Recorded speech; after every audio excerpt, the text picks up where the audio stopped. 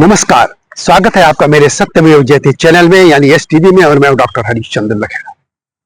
आजकल आप लोग भी देख रहे होंगे कि सोशल मीडिया में एक नए तरीके का इतिहास सुनाया जा रहा है और इस इतिहास को सुना रहे हैं नवबौद्ध, जो अपने को अम्बेडकरवादी कहते हैं और जो भारत के इतिहास को नए तरीके से लिख रहे हैं। लेकिन विश्व भर में भी मैं बात कर रहा हूं, जो यहाँ पर भी इन लोगों से प्रभावित लोग हैं, या मैं भारत की भी बात करूं, भारत में भी युवा वर्ग इनके इतिहास पर रह गया तो वो किसी भी यूपीएससी छोड़िए, स्टेट की पीसीएस छोड़िए या मिलिट्री वाले एग्जाम छोड़िए, किसी क्लर्क की भी एग्जाम को पास नहीं कर पाएंगे, क्योंकि वो गलत इतिहास है। जो ये कहता है कि वैदिक सभ्यता कुछ थी नहीं, वह बुद्ध थे, जो कि कहते हैं कि सिंधु घाटी सभ्यता बौद्धों की थी और वो वहीं से शुरू हुई। यानी जो वैदिक सभ्यता थी, आर्य सभ्यता थी या यहाँ की और सभ्यताएं थी, वो कुछ नहीं थी। उनका कहना है सिर्फ सिर्फ अखबार। जी हाँ, मैं फिर कह रहा हूं, यदि इनके भरोसे रहे तो एक क्लर्क का टेस्ट भी पास नहीं कर पाओगे। अब मैं क्यों कह रहा हूं, इस बारे में विस्तार से आपसे बात करूंगा, लेकिन जब तक मैं आगे बढ़ूं आपसे अनुरोध है कि मेरे इस चैनल को सब्सक्राइब अवश्य कर दीजिए, जो चैनल पर नए हैं या जिन्होंने अब तक ऐसा नहीं किया। तो अब बात करते हैं इस इतिहास लेखन की, पुनर्लेखन की। नवबौद्ध आजकल बहुत इतिहास लेखन कर रहे हैं। आप देख रहे होंगे कि आप सोशल मीडिया में एक नए तरीके का, जैसे किसी व्यक्ति को वो दिखा देते हैं और उसी एक बुद्ध की, कह सकते हैं भगवान बुद्ध की मूर्ति बना देते हैं और उसी तरह के भगवान हनुमान जी की, शिव जी की, भगवान विष्णु बना देंगे। आजकल एआई का जमाना है, कुछ भी बना सकते हैं और फिर वो कहते हैं कि ये तो सब नकल इनका है और ये तो बौद्ध पहले से थे, और बेचारे जो सीधे साधे लोग उसको सच मानते हैं।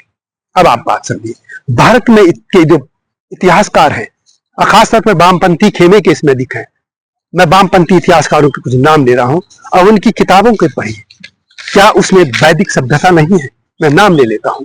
पहले गौरीशंकर, हीरा चंद्र ओझा, यदुनाथ सरकार, रमेश चंद्र मजूमदार, राम शरण शर्मा, बिपिन चंद्र, रोमिला थापर, सुमित सरकार, इरफान हबीब और सब्यसाची भट्टाचार्य, बहुत से हैं।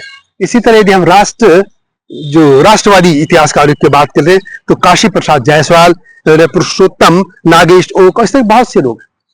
इनकी किताबों में अलग अलग तरीके ठीक है होंगे, लेकिन एक पूरी तरह इस तरीके से इतिहास चलता है। यहाँ पे जैसे मोहनजोदड़ो की हड़प्पा या मेसोपोटामिया या आगे मिस्र या जो भी इस तरह की सभ्यताओं की कथाएं आती है, ये कथाएं भारत में मुख्य तौर पर यह होती है कि सिंधु घाटी सभ्यता या हड़प्पा सभ्यता, इस तरह की बात आती है। ये आती है कि आर्य सभ्यता यानी वैदिक सभ्यता, और वैदिक सभ्यता के बाद फिर आती है बुद्ध, और फिर ये तमाम आधुनिक काल वगैरह आता है।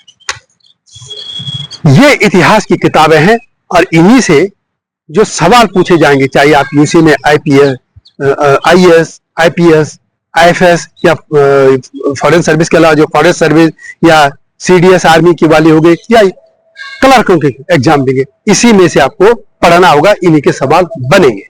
और इन किताबों में सब कुछ यह है कि वेद पहले थे, उपनिषद पहले थे, भगवान राम, भगवान श्री कृष्ण, ये काल, इसके बाद बुद्ध काल और इस तरीके से आता है। लेकिन जो नवबौद्ध की थ्योरी है वो कहते हैं कि हिंदू धर्म तो मुश्किल से 200-400 साल पहले का है। इसके अलावा वो ये भी दावा करते हैं कि वेद, उपनिषद, पुराण जो भी है ब्राह्मणों ने बाद में लिखे, हिंदू धर्म बहुत बाद का है। संस्कृत कोई भाषा नहीं थी, पाली प्राचीन भाषा है, प्राकृत प्राचीन भाषा है, संस्कृत बाद में लिखी गई। जबकि ये बता दूं कि भाषाएं लिखी नहीं जाती, अपने आप बनती हैं और भाषाएं मिटती भी चली जाती है। संस्कृत पहले आर्यों की भाषा थी और उसके बाद उन्हीं से और भाषाएं निकलती गई, तो संस्कृत सिर्फ पूजा पाठ तक और धर्म ग्रंथों तक रह गई। यानी भाषाएं कम होती हैं, अपने आप घर में बैठ के बनाई जाती है। इसलिए भारत के युवा वर्ग, चाहे आप किसी भी धर्म जाति के हैं, मेरा उससे मतलब नहीं, मैं सिर्फ कहूँगा भारत के युवा जो भारत के नए सपने देखते हैं, यदि आप लोगों ने नवबौद्धों के इतिहास को पढ़ लिया तो आप एक क्लर्क का टेस्ट भी पास नहीं कर पाओगे। ठीक है, आपकी विचारधारा है, किसी का सम्मान कीजिए, आप बाबा साहब अम्बेडकर को मानिए, कोई भी अम्बेडकर का विरोध नहीं करता, उनका सम्मान ही करता है, दूसरे सम्मान नहीं करते हैं, हम भी करते हैं, क्योंकि उनका देश के लिए उन्होंने कुछ तो किया है, सेक्रीफाइस किया है संविधान की जो ड्राफ्टिंग कमेटी के उनके हेड थे। तो यदि आप लोगों ने इनका इतिहास पढ़ लिया जो ये आजकल आपको सोशल मीडिया में दिखा रहे हैं, तो क्लर्क का भी आप एग्जाम पास नहीं कर पाओगे। इसलिए बेहतर है कि आप उन किताबों को पढ़िए जो किसी भी राज्य सरकार से या सेंट्रल गवर्नमेंट की यूनिवर्सिटी या कहीं जो रिकॉग्नाइज्ड है कि ये किताबें हमारे यहाँ चलती हैं, जो भी उनको पढ़िए।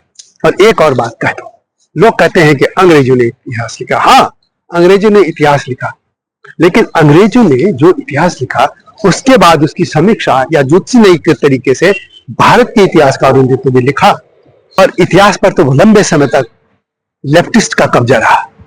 यदि लेफ्टिस्ट यदि इतना भी गलत होता कि भाई आप कैसे गलत आप लिख सकते हैं, मेरा ये कहने का मतलब है, यदि बुद्ध होता तो वैसे बौद्धिज्म को बहुत बढ़ावा दिया इन्होंने, क्योंकि बुद्धिज्म देखा जाए तो बहुत कुछ पॉकेट में जरूर था, अशोक के समय जरूर रहा। इसके अलावा बौद्धिज्म इतना कोई लोकप्रिय था नहीं कि पूरे भारत में पूरा समाज ही बौद्धिज्म में चला गया, ऐसा कभी नहीं रहा। अशोक के समय यहाँ के अशोक के ना दादा ने बौद्ध थे ना उनके वंश के लोग बढ़े, कोई बौद्ध था ही नहीं। हाँ, लेकिन यहाँ के राजाओं का सम्मान रहा, अच्छे राजा थे कि हिंदुइज्म बौद्धिज्म चाहे इसको वैदिक धर्म कहें तब, या जैनिज्म या और भी जो शायद सबको सम्मान देते रहे, इसलिए बौद्ध भी चलते रहे। लेकिन सबसे ज्यादा जब इनको नष्ट किया गया वो मुसलमानों ने किया। जब मुस्लिम आक्रांता आए तो उन्होंने इनके नष्ट कर दिया था। उस इतिहास को ये नहीं बताएंगे, ये नए इतिहास को अपने तरीके से व्याख्या करते हैं। जैसे नालंदा वाला आपने, वैसे मैंने वीडियो पहले बनाई थी कि जो एक तिब्बत का था, तारा नाथ उसका नाम है इतिहासकार, उसकी यहाँ किताबें छापी गई नकल उसकी ट्रांसलेट करके। वो लिखता है कि जो नालंदा था उस दो ब्राह्मणों की बेइज्जती की थी, तो उन ब्राह्मणों ने तपस्या की और अपने मुंह से आग के गोले फेंके और नालंदा को नष्ट कर दिया। 20,000 लोगों को दो ब्राह्मण कैसे नष्ट कर सकते हैं? इसका मतलब वो 20,000 लोगों को हाथ चूड़ियां पहन के बैठे थे क्या? ये सच है कि 200 मात्र 200 सैनिक थे बख्तियार खिलजी की, और वो थे 20,000 लोग, और 20,000 लोगों को गुजर गाजर की तरह काट गया। आखिर क्यों?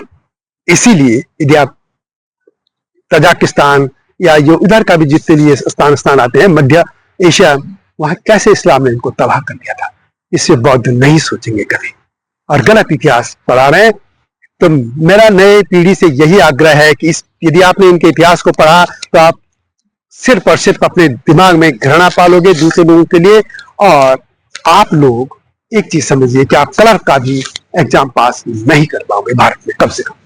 वीडियो कैसे लगी कमेंट में से लिखें, आऊंगा जल्दी ही नई स्टोरी के साथ। तब तक नमस्कार। हिमालय पे पेड़ हो तो गीत गाएंगी नदियाँ, गीत गाएंगी नदियाँ। पेड़ों पे चिड़िया है तो गीत गाएंगी नदियाँ, पेड़ों पे चिड़िया है तो गीत गाएंगी नदियाँ। माँ की लोरी जैसे होते हैं नदियों के गीत।